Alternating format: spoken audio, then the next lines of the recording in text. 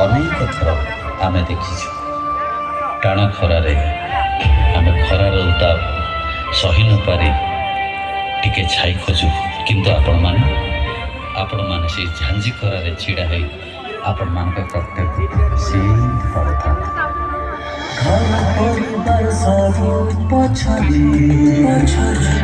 ସୁରକ୍ଷାର ଚିନ୍ତା ତୁମ ପାଇଁ ସବା କରେ।